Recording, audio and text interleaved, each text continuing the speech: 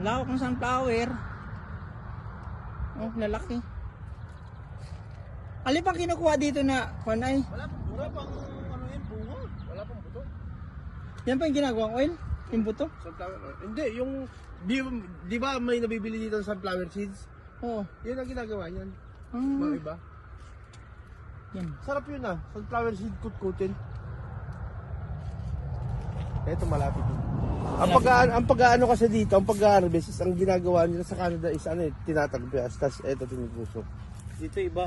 Masin na talaga. Sunflower! Kapag mano-mano to, ang tagal. Ay, magkano Ilang hektarya? Magkano naman ang per hour mo? Oh, 30 per hour. Mano-mano. Ay, yung pera mo dito. Sa Pilipinas kikita to, no? Gagawin mong tourist spot, no?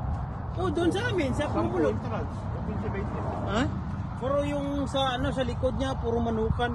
May-ari ng manukan, pangsabong. Kumikita na, may pang ano pa. Hindi kaya tayo bukas. Dating. Oh, sige. Saan tayo makabili? Ay, ngayon na, master. Ha, ngayon, bibili tayo. Oh, master. Bibili natin ngayon. Ano? Ngayon? Oh.